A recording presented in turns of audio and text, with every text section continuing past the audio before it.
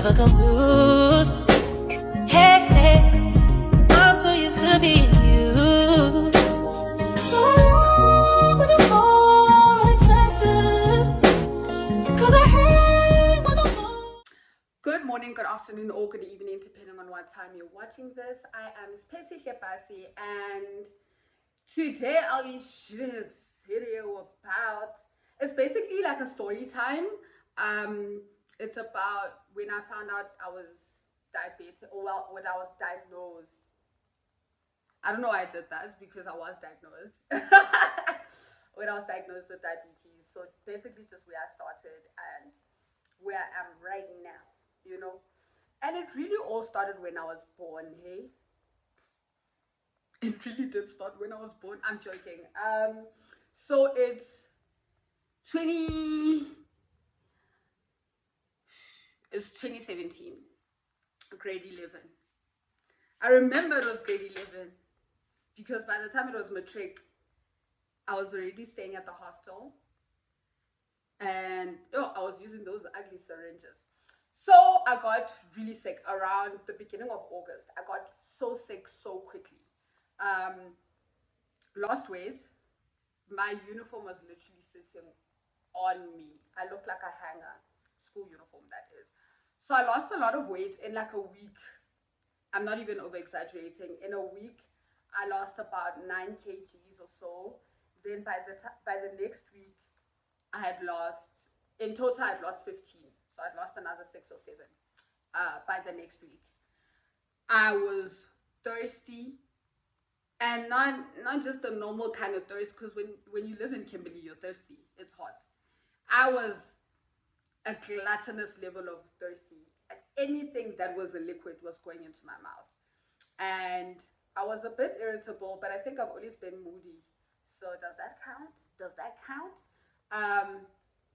And yeah, I looked a bit pale.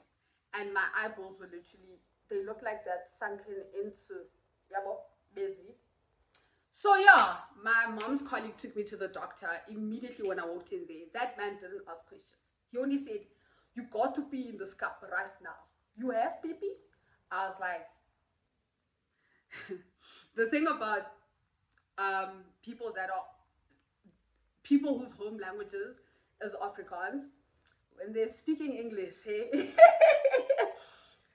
they don't, obviously if you're doing like a direct translation, you've got pee-pee sounds correct. Cool.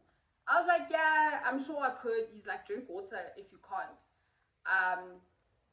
Got the cup. I was done in like 2 seconds. Like I said, my bladder was weak by then. And then he did like a dip stick test, saw ketones. He was like, you can't go home now. You have to, who brought you here? I was like, my mom's colleague. Where's your parents? My mom is at work. You need somebody to take you to the hospital right now. He gets up. He's on the phone. Yo, dis baie belangrik. Yo, multiple clemson. Dis baie belangrik. Says 16-year old. Hey, he's panicking, right? It's a show. Jonga, you come cake, you telemundo. It's a show. Yeah, you have to go straight to the hospital. A friend of mine will meet you there. All right, cool. I call my grand. I'm like, hey, they're saying I have to go straight to the hospital. My mom's colleague then takes me Ombit. So Ombit then takes me home, and then my grand fetches me from there, and then takes me straight to the hospital. Was it Harib? Did I go to Harib? Anyways, so the appointment was around 2. By the time it was 3 already, I was at the hospital. Unfortunately, the person that they had called, he was out of town. I don't want to say out of town because he works as a doctor at that hospital, but he had already left. You know, you drive to far away places. I don't know if he stayed in a farm or what. So it took us a minute, hey? By the time it was 7 or 8, it's dark outside. By the time it's 7 or 8, my mom is also driving back from like work duties. That doctor had not arrived by 7 or 8. They called someone to then to draw blood so long. I kid you not. Okay, number one, there's just something about my veins that just, you can see them, but once you start pricking and prodding, yeah, well, cool. So we struggled with that for a bit, and then eventually he was able to get a line in, right? Eventually they used like a butterfly needle, a very, very small one. But my blood was too thick. It wasn't, because they needed to take blood and then use that same place to then give me whatever it is that I need, some kind of IV drip. Cool. The bloods then couldn't be drawn because my blood was too thick. It was not leaving my body. It was a very, very dark color at that time. By the time he had then, because that guy was a pathcare person, he wasn't going to prescribe me anything. He was just sent to draw bloods and then go get it tested while waiting for the doctor. Nothing could be done. Now it's around 8:30 or 9. The doctor comes. He's like, because your blood is acting up, I guess, and also note I'm 16 years old, so he was speaking to my gran. Some of the things I couldn't quite hear clearly. He said, but the ketones in my urine was very worrying, and the only thing that would cause something like that is a problem with kidneys, right? So they don't know what it is at this point in time. They put me on a drip and then admitted me. I was in critical care. I was in critical care actually. Slept, and then around 2 a.m. was when someone else came to try and draw bloods, and this time the blood was allowing. By the next morning, my mom was there early, and my gran.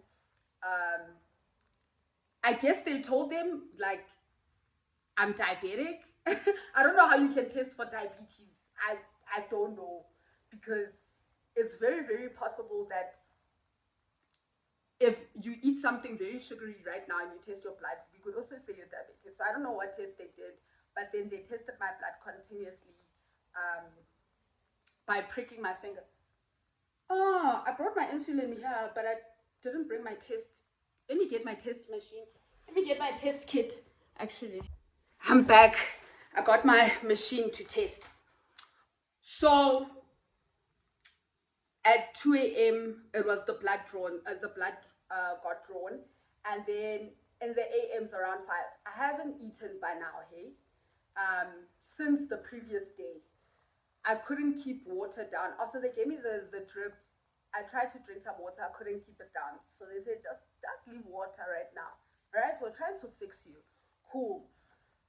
The next morning, they spoke to my mom. I can't remember. Well, I wasn't there, so I don't know exactly what they said. But they had, at the time, they asked her like a couple of questions, you know.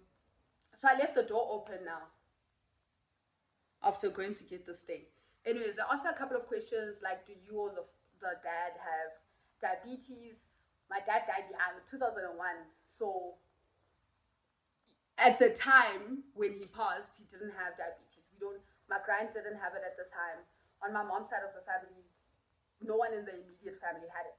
So they came to the conclusion that it was type 2, right? So obviously, if you get diagnosed with something, the treatment or medication that you get is going to be for whatever it is. Cool. Type 2, I stayed in ICU until my numbers got back to normal. So I think the max that my test machine can test my sugar is 43 or 44.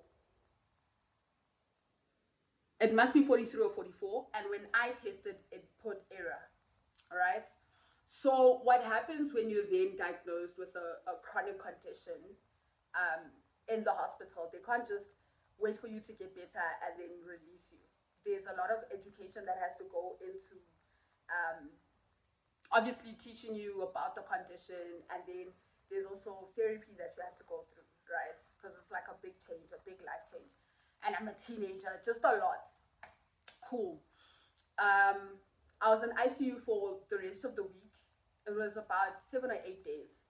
People coming, my family was coming, and then a couple of teachers were allowed to come visit me, but it wasn't like everybody. And then I got moved to the ward. So this was probably now 10-ish days later, that's when I got moved to the wards and people could visit me for real, right? And when I was moved to the ward, I would then have a day, well, an hour with a dietitian, an hour with a therapist, and then an hour with a different doctor, just to educate me about what I can eat, what I can't, because at the time it's type 2. To talk to me just to make sure. I remember, like she used to say, you know, a lot of people that get chronic illnesses while they're teenagers and so close to being an adult, it's very hard for them to then change whatever lifestyles they have, right? So that was her whole thing. You know, the suicide attempt numbers are quite high with newly diagnosed diabetics, all of that stuff. The dietitian would come and teach me about low GI and high GI and all those things, right?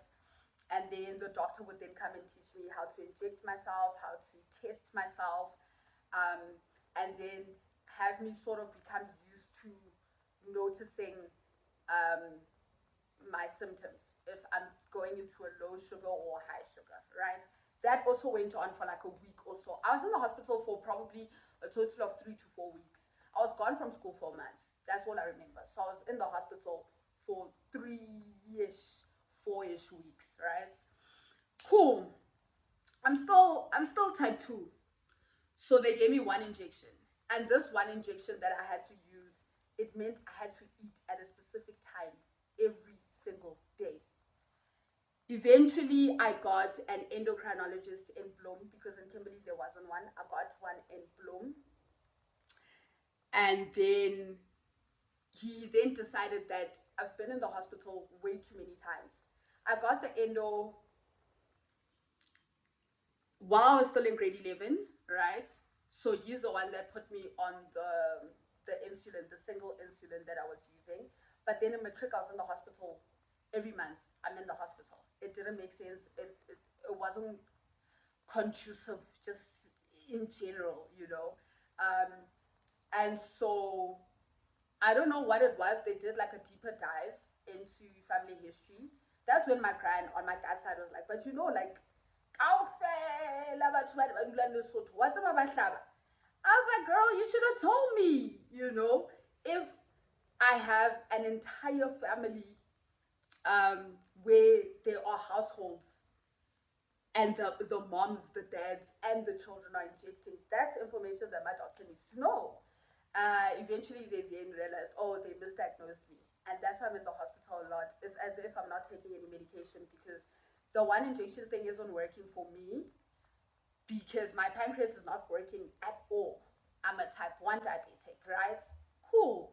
Eventually, things got great. You know, things got better. I'm getting a hang of things. But then now it's going to be 2019. I'm going to be going to a different city. I'm not going to have parental supervision. You know, my doctor used to say, and I know you're going to drink. I know you're going to experiment. I know you're going to do all those things.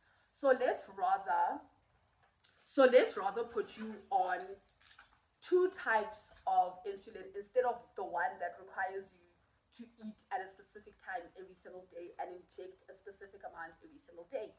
And so he put me on these two, right? So this is my fast acting.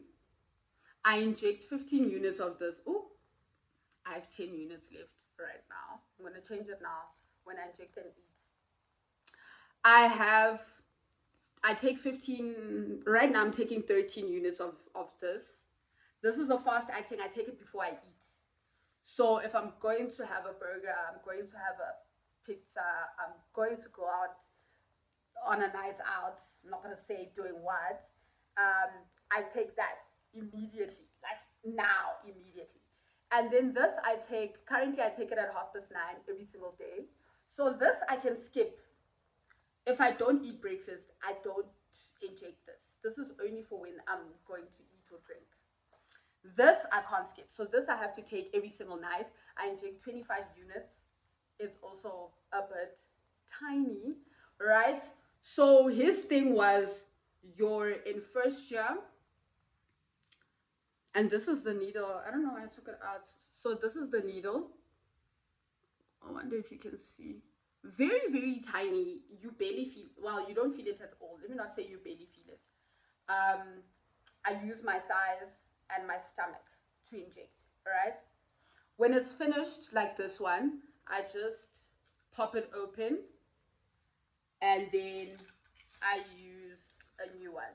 I refill a new one. So I get 3 of these per month, and then I get 4 of the orange ones, right? More because I might eat 5 times in a day, you know. And my doctor's chat was, you're in first year, you're gonna be, you know, going out, you're going to be cruising, but you're also gonna have a lot of stress. You might not eat some days, which I wouldn't advise. But it's, as a doctor, it's better to be realistic with your patients so that you can help manage things better instead of just pretending like you're gonna be diligent and all those things. So his chat was, some days you might eat more, some days you might not eat at all. So it wouldn't make sense for me to leave you on an insulin that requires you to eat. It won't be conducive to our situation. Great. And then when I was explaining the whole testing thing, I should have actually shown you guys my test thingy. Oh, oh. So this is my machine, right? I get 50 of these. I literally just put it in here. Let's see. Because I haven't tested my sugar today, so I might as well do it. I put this in here. It lights up.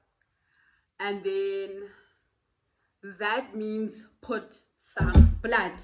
And then I have this pin that I then use to prick any finger. Ooh. Push, try and get some blood. And then I test.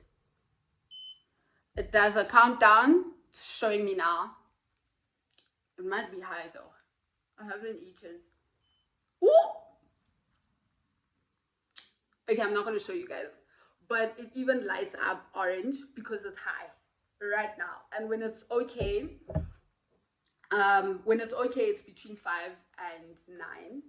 It'll be green. When it's too low, it'll be red. Never get it into the lows. Never, ever, ever let your sugar get into the lows. That is a straight coma. Rather a high, honestly. All right? Then COVID came. They were on the TV. If you're diabetic or you have other chronic illnesses, you'll be predisposed, and it was just a lot.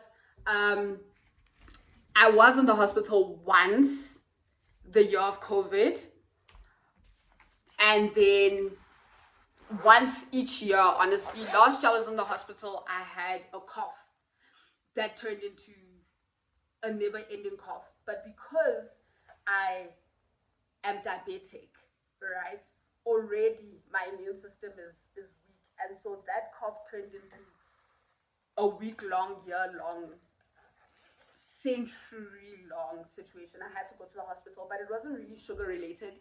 Even the year before last, I had an infection, and the year before that, I had an ear infection. Because of my sugar, then it's easy for me to get the infections, but it wasn't like a sugar-related type of situation. So right now, like, I look good, you know, I look good, I look fresh, I know how to manage. I know when I'm going into a low, my palms get sweaty and I start shaking and my vision gets blurry. That's when I'm going into a low. I never even waste time testing. I usually just hoist something into my mouth. A peanut butter is great. Even if it's just a spoon of peanut butter, it's great to take it high, but then keep it, or like an Avo. I've tried the sugar thing, right? And also because I'm a type 1, I can eat anything I want. It's not advisable, but I can eat anything I want to, as long as the injection, the units of my insulin that I take correspond with it. I can have a malva pudding. I can have a pizza. I can have a ice cold glass of, 7%, as long as I'm then aware of how much I'm injecting or how much I'm consuming. So I can have anything, but just not in excess. That was also just different to the type 2, because when they thought I was type 2, it was strict. The diet was strict. I have to be active. Well, I think everybody has to be active, but everything about type 2 was very strict, as opposed to when I'm taking insulin. I also recently, the insulin wasn't really working as well as it should, and we didn't want to increase the dosage that I'm taking. So I'm actually on, where are those pills? I really thought I had put everything that I needed for this video in front of me. So I take these. I drink these every evening. It's called glucophage.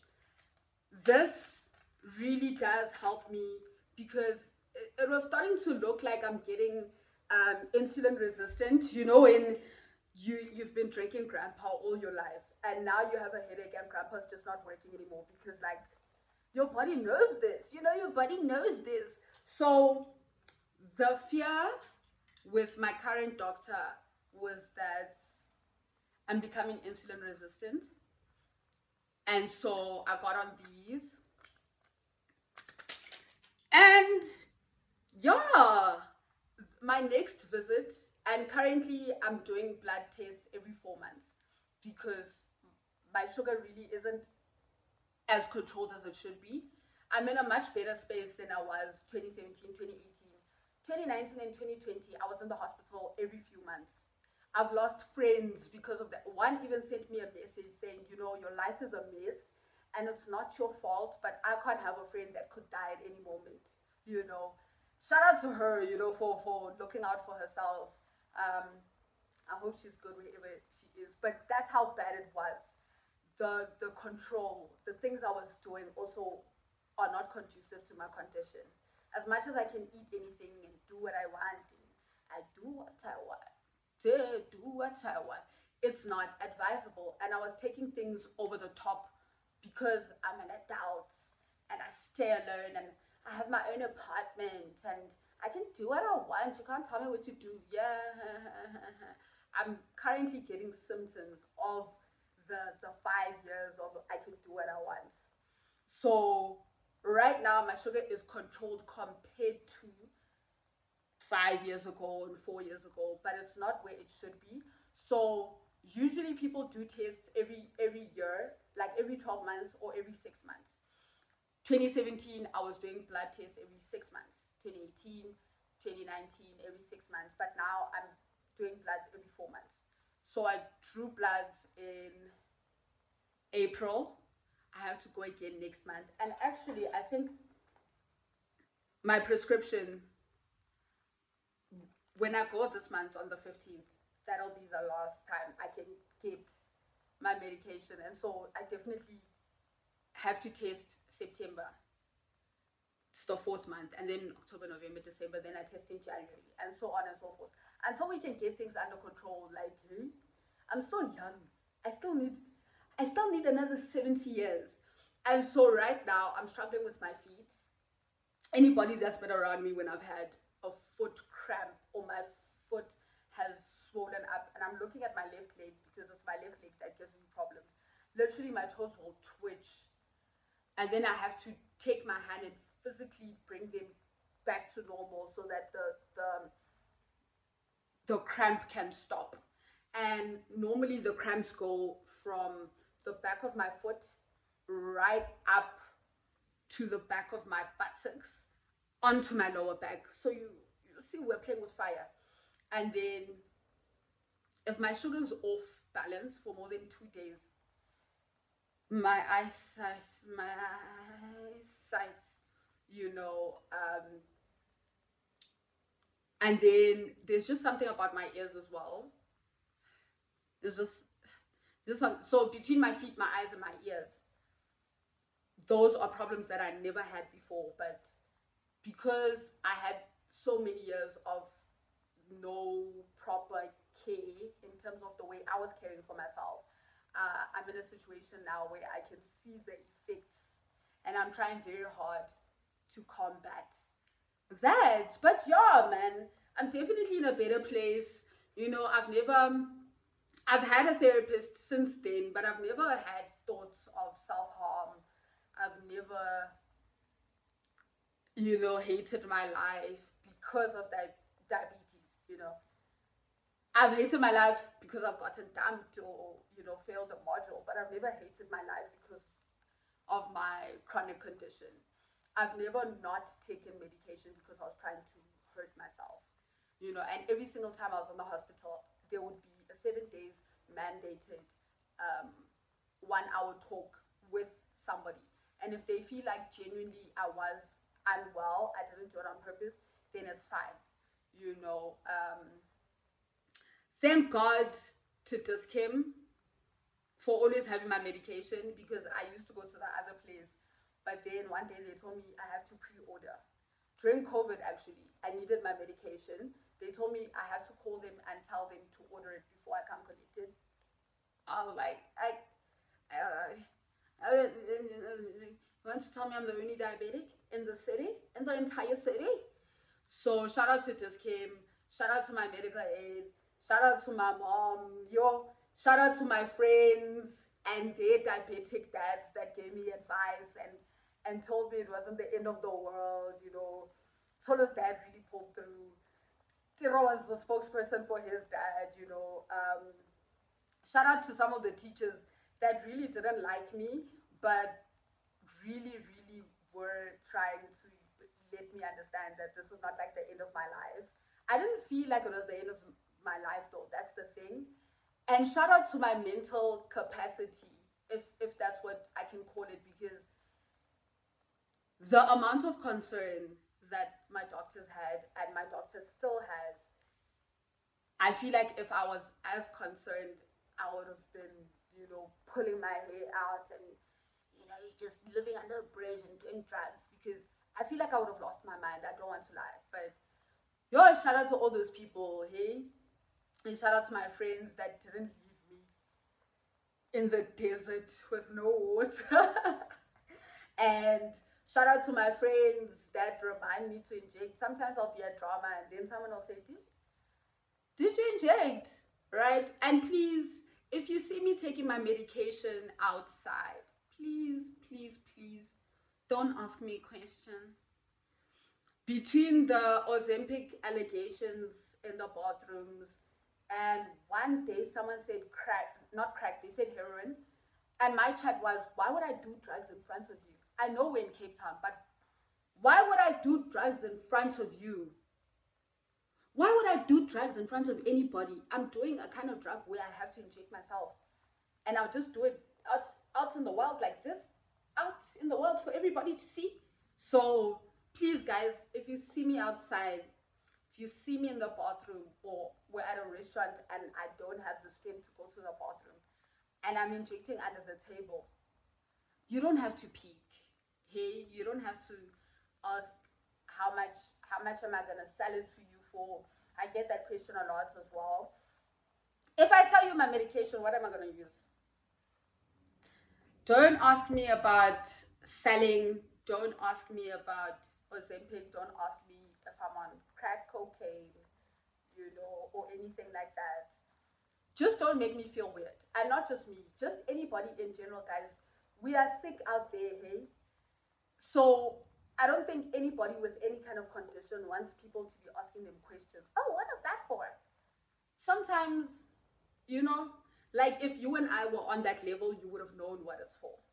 If you have to ask, we're not, if you feel like you have to ask, then it means you shouldn't be asking. So that's really all I have today. I hope it's not too long, but that was me trying to get everything into the video. If I left anything out, yeah, so that's that. Thank you so much, guys, for watching until the end. And yeah, this is me being consistent. This is me, putting myself out there and wearing my heart on my sleeve and being vulnerable. So I hope you appreciate it. Thank you for watching.